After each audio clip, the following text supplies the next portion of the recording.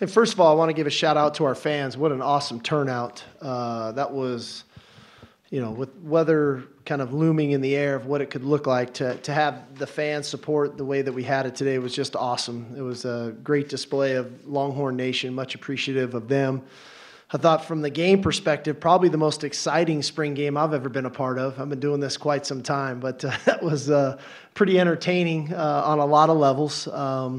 And what I loved about it was, we played tackle football for over 100 plays and nobody got injured. And so much of, I watch these spring games and people are playing two-hand touch and they're playing flag football.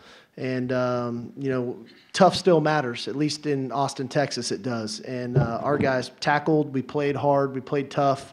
Some playmakers showed up tonight. Some young guys showed up today with some big plays. I thought it was a great experience for Arch and for Trey Owens to play football and for extended amount of time at quarterback at this level. And they both did some really good things. A variety of receivers made plays. Jonte with a great catch, DeAndre Moore with a big touchdown, Ryan Wingo made some great plays and big touchdown catch. And I thought it was good for Isaiah Bond. It's new. Sometimes it's new for people. And first time in DKR, it might have been a little bit of jitters for him, but for him to come back and have that big touchdown there to give the White the lead was big. And so some other faces, Colton Vosick, it was great to have him playing the way he played. I think we could feel the presence of Colin Simmons coming off the edge. And so, that's just some things at first glance. Naturally we had some guys, Quinn, just a few plays in there. Trey Moore, we kind of held him out. Jade held him out. Shut Alford down pretty quick, and then some of those linemen, Jake Majors, Kelvin Banks, we shut down pretty early too. So I think they might have played a half. So all in all, pleased with just how the day went.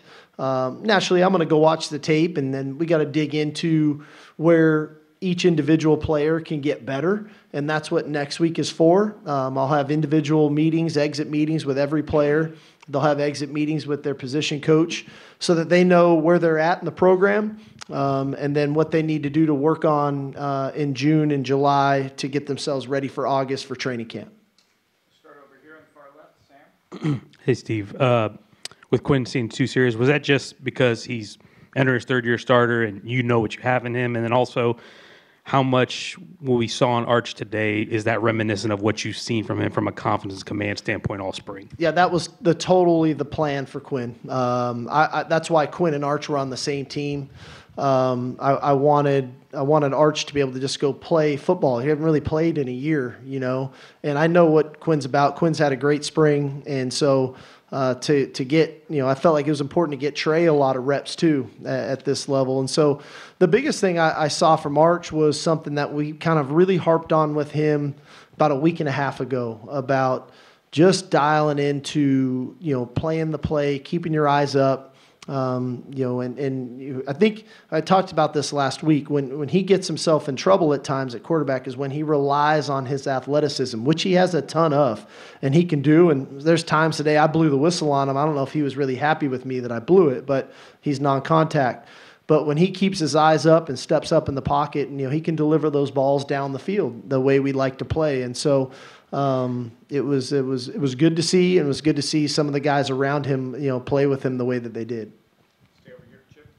Steve, now that you've had spring completed, what maybe a couple areas where you feel like you still have work to do, and maybe the 2 strongest areas you think? Yeah, I think obviously the depth on the defensive line is not where we need it to be, and so hopefully we can address that, and so that's a bit concerning. Finding, when you throw a lot of touchdowns like that, it's okay. Who's playing how and what in the back end, and making sure that we solidify that. And naturally, when you break up teams and you got guys on both sides, but solidifying the back end and who's playing where, and getting that right combination of guys, and that's going to be helpful. I think, for us, we're very fortunate at the quarterback position to have a third-year starter to have the backup that we have. And I think everybody probably got a glimpse of Trey Owens today. And not to take a shot at those that put stars on quarterbacks, but I trust our evaluation, and we could probably recruit any quarterback in the country, but Trey Owens is really talented, and he can make a lot of throws. And so I'm very encouraged with where we're at the quarterback position. And I'll say something coming out of spring that maybe didn't show up quite as much in the spring game, but our edge pass rush is real. Trey Moore is a real pass rusher. Colin Simmons can affect the quarterback. We know about Ethan Burke and Barron Sorrell. Colton Vosick, the second half of spring, has really stepped up his game. Zena is another impactful player. So, we've really tried to address that position, and I think it's paying off for us and will pay off for us in the fall. Stay over here, Josh. Steve, you've been very complimentary this spring about Ryan Wingo. He comes out here, he catches 2 touchdown passes. He looks very comfortable. What do you tell him going into the spring and the summer? Well, we'll go through it with he and Coach Jackson of the things that we really want him to continually work at. Naturally, he's had one spring in our offense, right? And how he can just keep trying to elevate his comfort level systematically so that he can play as fast as he can play. You can never catch enough footballs. It's like, that's the prerequisite at the position. So just continually working, catching the ball, and then finding his rhythm. But the thing about Ryan, I say it a lot about a lot of kids, but he's an awesome kid, and he's got great work ethic. He's humble, and he just shows up every day trying to get better. And it showed this spring. I mean, he really has come on, and for him to have the way that he played today as his coach, that's exciting. I wish every guy could have come out and played like that continues to work that hard. But, just his approach to every day, I think, has paid off for him. Back by the cameras on the right, Noah. Hey, Coach. You've mentioned before in the spring player accountability and why you think that's a strength for this group. Does it give you any peace of mind when you kind of let these guys loose in the summer and know that maybe some of these veterans can lead the group? Well, the month of May is my longest month of the year. I'll tell you that. And I think every football coach around the country would probably tell you the same thing. Just because of the simple fact of I get to be around our players every day, right? From January through April, and then from June through December, right? And that month of May, they need that time. There's no question that players need that time. But I say it all the time. I have 120 sons between 18 to 22 years old. So if you think of it from a parent's perspective, you like to see your kids, right? And you like to be around them. And when they're not around you for an extended period of time, you start getting a little bit uneasy. That's why I try to keep checking in with the guys throughout the month of May. But they need this time, and they'll do great. It always comes down to, we say it all the time, is life's about choices and decisions. And hopefully the culture we have fosters good choices, good decisions when they're not around us. Piggybacking off the Ryan Wingo question, your thoughts overall on the wide receiver room, what you saw from that group this spring, and then of course you have the transfer who's coming in, and he'll join you a little bit later as well. Yeah. Silas Bolden will get here after Memorial Day. I saw a lot of different guys make plays today, which I think was encouraging. You never know how a rotation and what it could look like, when you're in April, what it's going to look like come September. But the positive was a lot of different players made plays today, from the frontline guys to some of the true freshmen that showed up, quite frankly, down to a lot of walk-ons made some big-time catches today. And so I think that's a sign of confidence in a room, that they're growing and they believe in Coach Jackson and what we're doing. But it gives me a sense of, we're going to have more than just a couple guys that we can rely on, that are going to be comfortable making plays, because that's what a spring game does for me. This game, probably more importantly for that receiver room, there weren't many guys that had caught passes in DKR in front of fans on our team. And so how are they going to respond? How are they going to play? And so for those guys to make some catches, make some plays and some big plays, especially at critical moments, there was a lot of third down catches in there. I think that's something that we can build upon. Steve, did you have spring football at BYU? Yes, we did. So, as a quarterback yourself, I'm not that old, said, but you're 50, dude. You're old. Not as old as me, but you're old.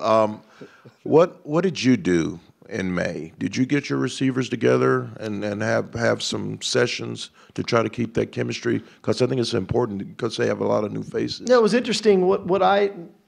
My first summer, I was only there 2 years, but my first summer I went home and actually took a summer school class at home.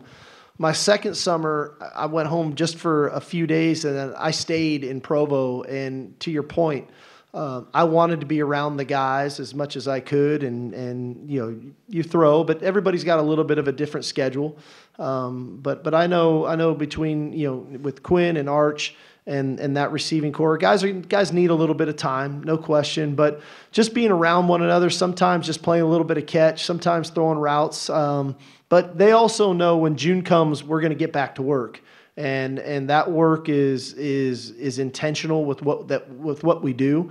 So I do think they need some time, but I also know that they'll all start gravitating back to Austin, and then they'll start working some on their own before we all get up and get going together. Steve, overall, what do you think this program accomplished this spring? Well, I think we got better. In the simple fact of we had a lot of new faces on this team this spring, and we lost some really good players that are going on to the NFL, and we'll find out this upcoming weekend where they all go, and guys that were really impactful players for our program.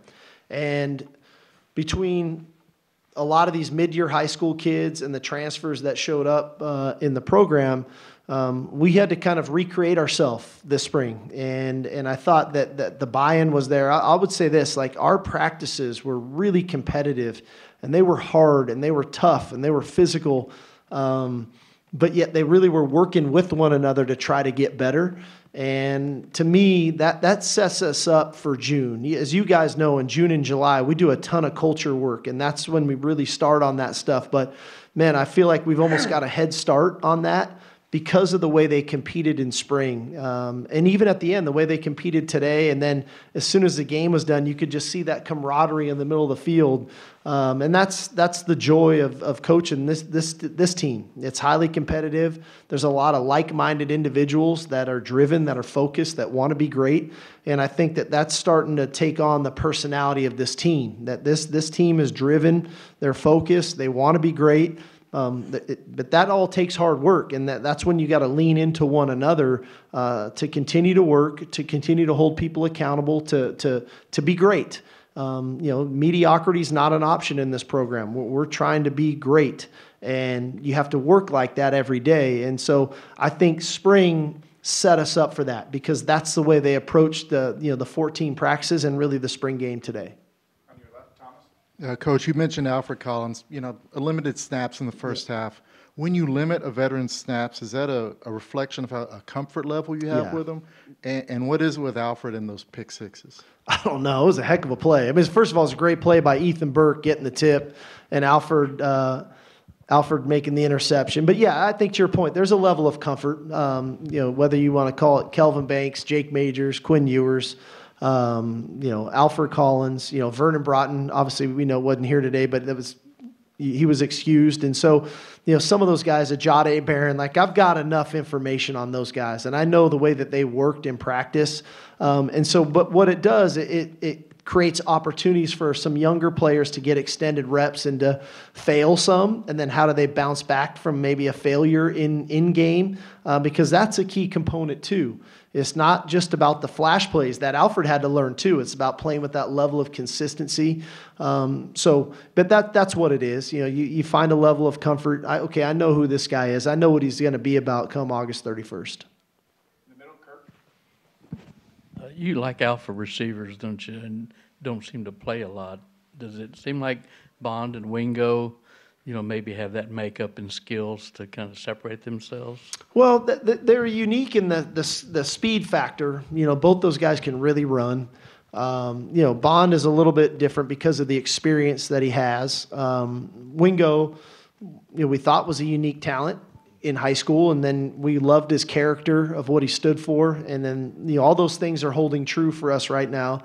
But that's not to take anything away. Like Parker Livingstone has made plays. I know he didn't have the big wow plays today, but he's made a bunch of plays this spring. Aaron Butler, there's no question about the skill set that he has. He can really run, and I think we saw Jonte make some really contested, critical catches on third down today. We saw DeAndre Moore, catch the big touchdown today. Matt Golden was a little bit limited today, but he still showed up and made some plays. So we've got a quality room in there, but there is a mentality that a receiver's got to have, especially for us. And I think in any system for that matter. You guys have been covering football for a long time. It's pretty clear when a receiver's got confidence and a skill set and a rapport with his quarterback, even when you feel like, man, he's not having an impact on the game and the game's over and you look up, there's impactful plays and there's numbers that back that. So hopefully we're creating that just as an overall attitude in that room and not just one or two guys. Steve, a moment ago you said the defensive line depth wasn't where you wanted. I was just wondering if you'd be willing to expound on what's kind of led you to that assessment over the spring. We don't have enough bodies. There's not enough big humans, it's simple math. And for a variety of reasons, and so we've got to address it. And again, it's not always about addressing it with the guy who's going to come in and win the Outland. It's about having enough depth, especially playing in Austin, Texas in September and early October. We have to rotate players, and there was times I sat in here with you guys a year ago in September, and we were playing upwards to 30, 32 guys on defense in the first half of games, never mind in a total game. And so to do that, you have to have enough quality people that you feel comfortable rotating in there to make that happen. And so we have got to address it, which we will. And again, we're in a really good spot. Yeah, we've got a good quality football team. We've got a lot of great depth at multiple positions on both sides of the ball, on special teams. But naturally, when one area is not quite where you need it to be and the others are such a high level, it's a little easier to see now. 3 years ago, it might have been tougher to see when maybe we didn't have the depth at a few other spots, but it's a little easier to see, and that's okay. There's nothing wrong with that, and we'll address it. I love our frontline players. We got to make sure that we have enough bodies in there that can really contribute. Time for two last ones in the middle. Terry? Coach, can you walk us through what was it like talking to your quarterbacks through the communication earpiece, and was there any troubles with that? And then as you get into a game, how will you keep your cadence? So you might get, you might be emotional from the previous play or something like that. How do you keep that level keel? So I didn't call any plays today, so I wasn't talking to them today. That was Coach Milwee and Coach Flood. They were handling that. I had done it throughout spring practice, and we had no issues today, and it had been pretty seamless throughout spring practice. Again, we try not to flood them with too much information. I have, having been in the NFL and having lived this life, you want to give them the call and you want to give them a reminder or two, maybe for him and maybe for another player on the field that he can relay the message to. But you try not to flood them with too much information. And so that's helpful. Or if there's a situational thing that you can talk to them about, reminder of timeouts or time on the clock, things of that nature. So, I'm a pretty even keel guy, Terry. And when I get real upset, sometimes you don't know it. So, but in the end, I have to buzz in to actually talk to him. So I've been down this road. Sometimes I may have a few choice words for the quarterback and I let him out and then I push the button and then I talk to him so he doesn't have to hear it. Yeah, Coach, just after today, after what you saw on offense, even on defense with the Alfred Collins touchdown, how excited are you for this upcoming summer and then, of course, the fall? Yeah, I like this team. I've said this all along. I think we're a very talented football team. What I liked about today, what excited me today is that playmakers made plays.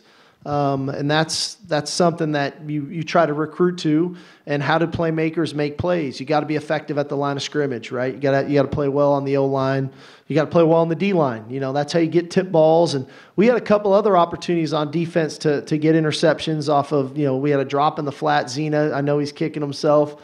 A couple other tip balls we almost had our hands on. So that's the exciting part of this team. I think that we've got a lot of talent. There's a lot of playmakers. We play a physical brand of football. But more importantly, I like the kind of energy of this team. You know, that they're in it together and they want to be really good. And when you, as a coach, when you have a team that's motivated to shoot towards a goal like you are, that's what makes it exciting to come in every day and to tap into them and go to work. And so, our coaches are going to go recruit in May. These guys are going to get a little time off. But I know when we come back in June, there's going to be things that we're going to want to fine-tune and really drill down upon and get better at. Maybe move a couple guys around positionally. We got to look at that. We'll see. So there's a lot of things in front of us, but I'll be honest with you guys. I really like our team. I think we're very good. And I think that we have a chance to do some really good things this fall. Quinn, from your vantage point, what do you think of Arch? What do you think of Trey, and just kind of how they closed out their spring? I think they both did a great job of showcasing how much they've both grown throughout this whole entire spring, and it was fun to watch. Thomas, go ahead. David, from your perspective, how did the defensive line perform, especially those D tackles? You know, keep the linebackers off you and stuff. They did especially Alfred too. Hey, see, he's breaking out with the first play. They were doing a great job, and I feel like they did a great job keeping those double teams off of us. Far right, Caleb. Quinn, obviously your drives didn't go as you probably hoped they would, but did you petition Coach to kind of go out there maybe and get an extra drive or two? I knew this entire week I was going to have 1 to 2 drives, but yeah, as a competitor, I definitely wanted to go out there and put a good drive together, but didn't happen. But it's all right. Here on the left, Cedric. Hey Quinn, what were your goals this spring with these new wideouts, and how close did you come to attaining them, and what needs to happen to keep going forward for the summer? Well,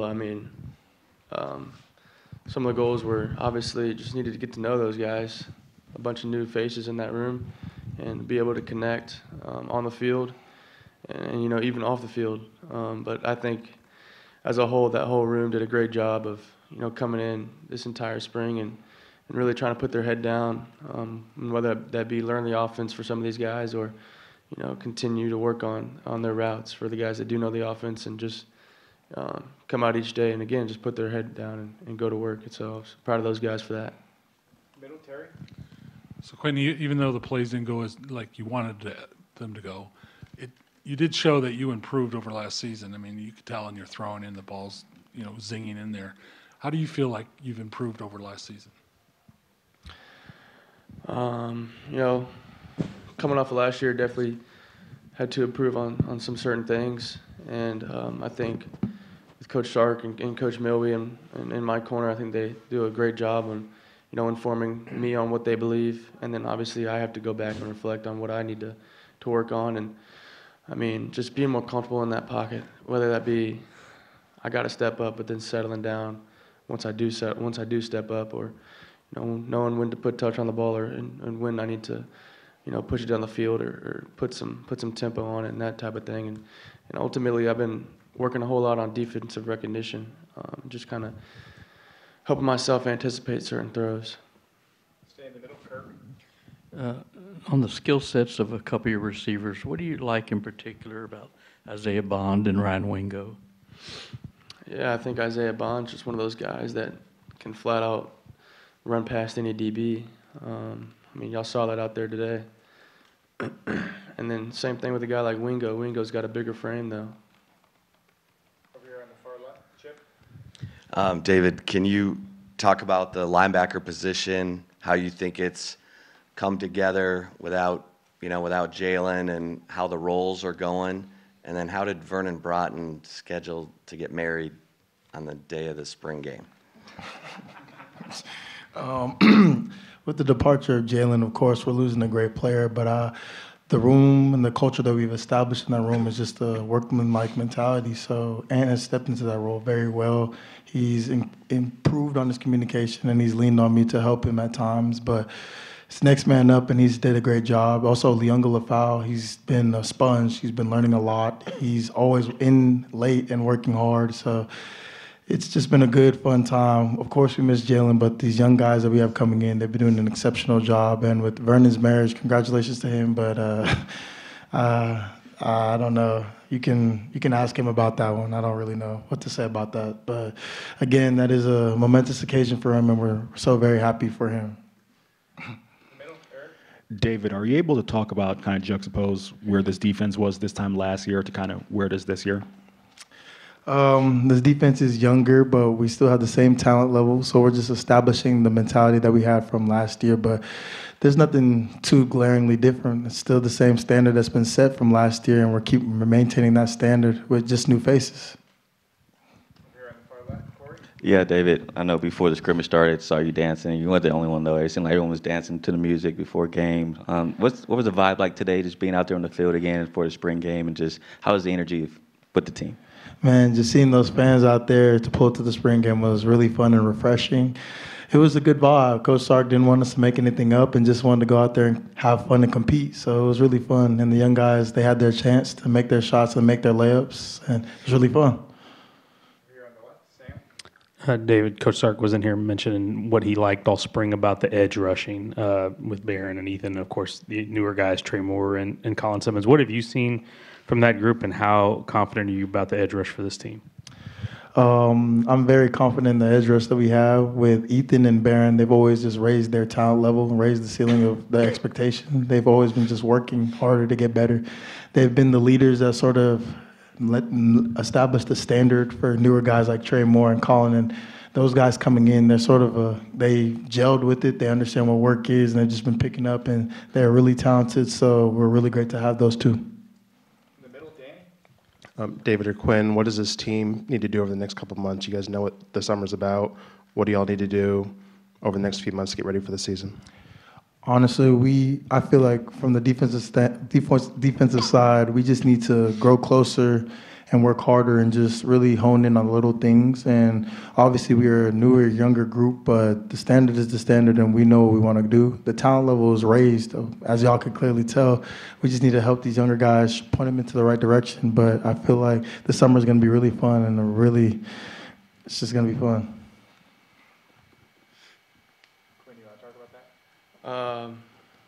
I mean, obviously, I think with the veterans that we had on this team last year, they did a great job on setting what the standard is. And, we know what we need to do to be able to get where we want to go, ultimately.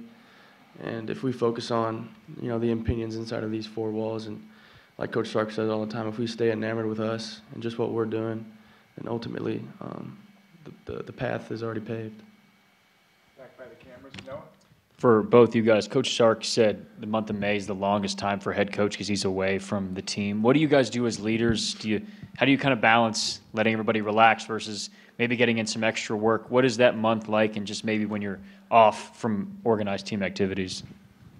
I'll start. I think it's good to have a little break, obviously. I think it's good to kind of get a refresh and, see the family for a little bit, reset. But yeah, I mean, after about a week or two, you're kind of already getting the itch, and you kind of want to already be back, But as some of the guys that are the leaders on this team, the small things we're going to do is, the people that do live around each other and that are in the same areas, is definitely encourage them to, meet up. And I know I'm going to have some throwing sessions down in Dallas, and Jonte's not too far, and there's other guys that are close too.